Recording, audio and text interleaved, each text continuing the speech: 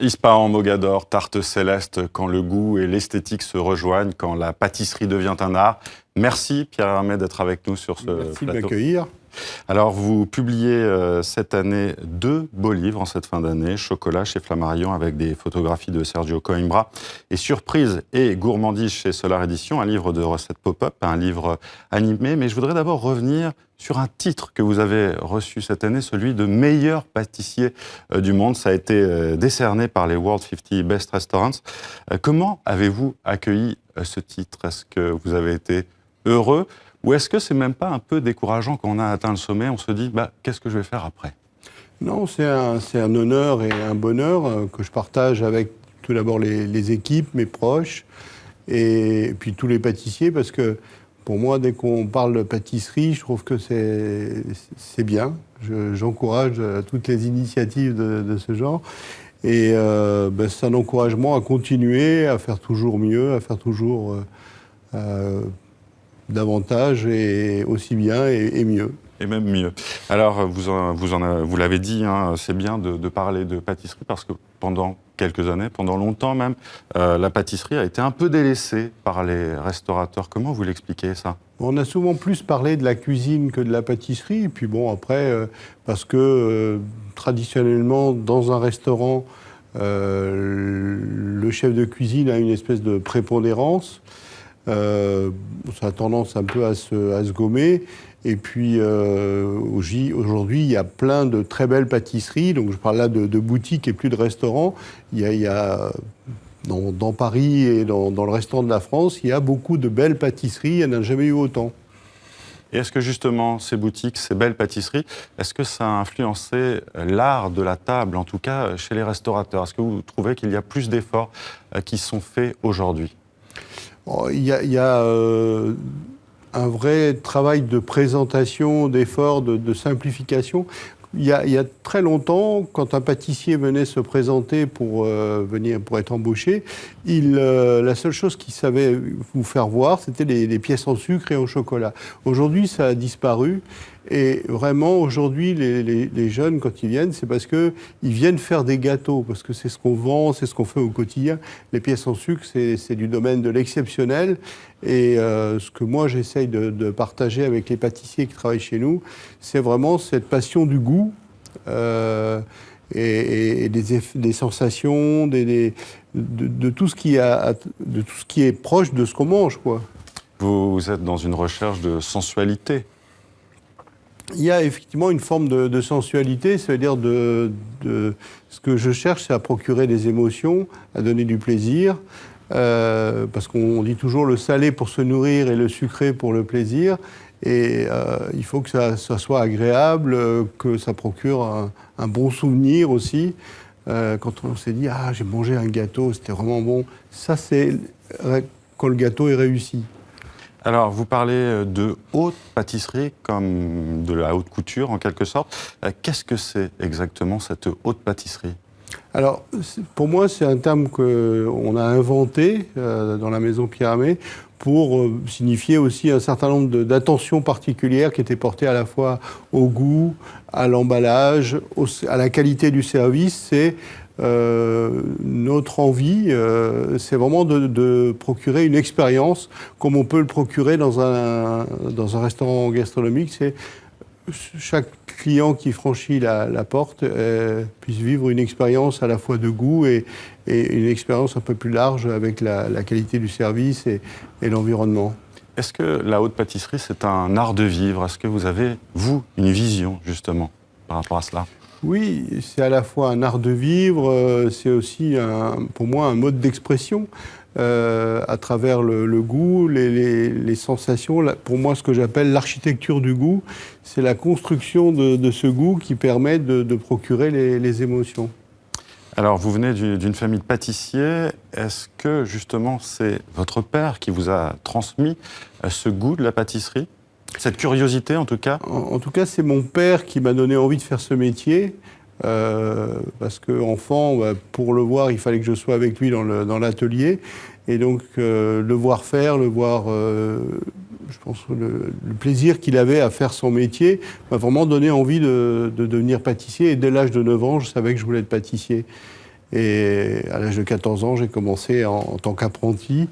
Et cette passion m'a jamais quitté. Oui. Quel type de pâtisserie réalisait votre père, justement? Mon père faisait une pâtisserie très inspirée de ce qu'il avait appris. Donc il avait appris en Suisse. Et, donc une pâtisserie plus traditionnelle, mais...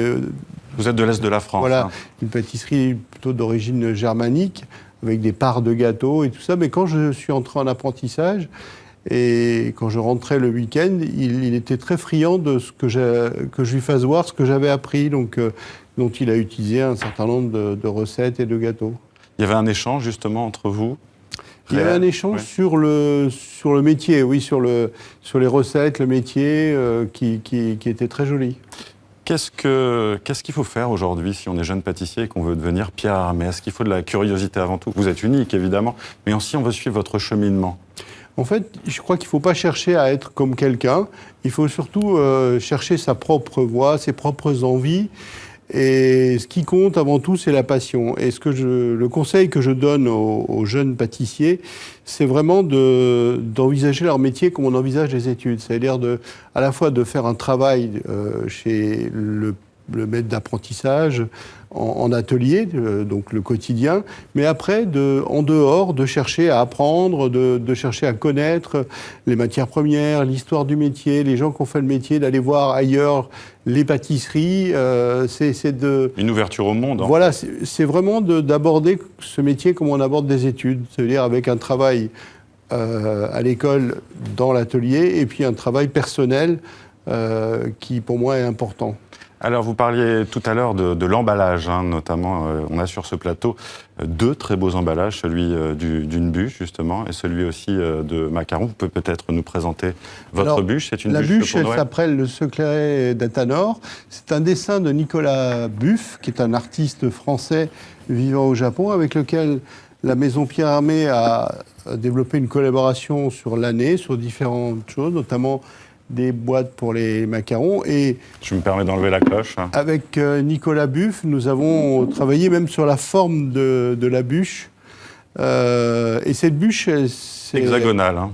Elle est hexagonale parce qu'elle reprend le dessin des pierres d'un palais vénitien dont on s'est inspiré pour la forme. Et cette bûche est composée d'un des derniers gâteaux que j'ai mis au point, qui s'appelle Ultime, avec un mélange de chocolat et de vanille. Mais alors avec un chocolat qui est très fort en chocolat et un goût de vanille qui est très puissant en vanille. Alors je vais revenir sur ces deux livres, ces beaux livres que vous publiez donc en cette fin d'année. D'abord, il y a Chocolat, que vous avez publié donc chez les éditions Flammarion, avec le photographe Sergio Coimbra. Comment est né ce livre? D'abord de cette rencontre avec Sergio Coimbra? Oui, Sergio un jour m'envoie un iPad avec ses photos, et là je tombe vraiment, je suis amoureux de ses photos. Il a photographié les plus grands restaurateurs aussi et leur réalisation. Il a fait des photos c'est spécialisé dans la nature morte et de photographie alimentaire. Et il a travaillé avec beaucoup de chefs et il avait vraiment envie de travailler avec moi. Et moi, je suis tombé vraiment en admiration devant ces photos. On s'est rencontrés, on a fait une première session de travail il y a 2-3 ans sur le chocolat. Et parce que le chocolat, c'est pas facile à photographier de par ses reflets. Et puis, l'année dernière, on a travaillé sur une série de photos qui a permis de faire ce livre. Qui est à la fois un livre, qui est à la fois un livre de photos, il est très richement illustré, et puis de recettes, avec des recettes complexes et des recettes super simples, comme le sablé infiniment chocolat à la fleur de sel. Il y a un cake qui apparaît à l'image, voilà. C'est un très beau livre et pour être très honnête, j'avais l'impression d'entrer un peu en religion chocolat quand j'ai parcouru ce livre. Et oui, il y a les matières, il y a les gâteaux, mais il y a aussi on a fait beaucoup de photos dans la matière. J'aime beaucoup faire voir cette matière chocolat qui est vraiment qui revêt des aspects très différents en fonction de comment on le travaille. Le chocolat est une matière extraordinaire, justement par la diversité des modes d'emploi du chocolat. Alors, le second livre que vous publiez cette année, c'est Surprise et gourmandise, aux éditions Solar. Alors là, il faut l'ouvrir pour voir la surprise. C'est ce que j'allais faire justement, parce que c'est un livre pop-up, un livre animé. Ça fait longtemps que j'avais envie d'un livre pop-up. J'adore les livres pop-up. Et celui-ci reprend quelques gâteaux iconiques de la maison avec les recettes. Le carême en chocolat, ici, voilà, notamment. Et c'est quelque chose dont j'avais envie depuis longtemps. Le macaron jardin japonais, voilà, justement. Le macaron jardin japonais avec le goût de la fleur de cerisier. Voilà. Et puis, à propos de macarons, justement, ici, on a la boîte aussi qui est dessinée par Nicolas Buff avec les Adorables.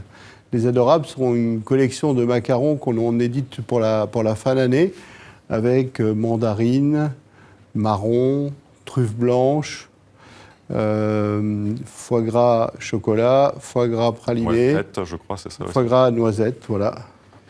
Et pourquoi vous avez envie de laisser, enfin en tout cas, pourquoi vous publiez ces livres? Est-ce que vous avez envie de laisser une trace, vos recettes aussi, dans ces livres? C'est un moyen de communiquer avec le public. C'est un moyen de laisser une trace, mais aussi c'est un moyen de communiquer avec le public sur des recettes, parce que je reçois souvent des courriers de gens qui ont fait des recettes avec plus ou moins de succès.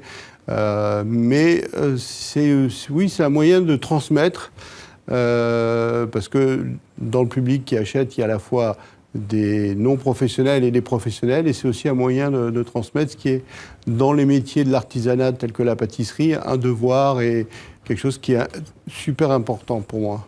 On va rester sur ce beau message. Merci Pierre Hermé d'avoir été notre invité. Merci. Je rappelle donc que vous publiez ces 2 livres, Un chocolat aux éditions Flammarion et Surprise et gourmandise chez Solar. Un beau livre animé. Merci d'avoir été avec nous. Merci. Bonne fête de Noël.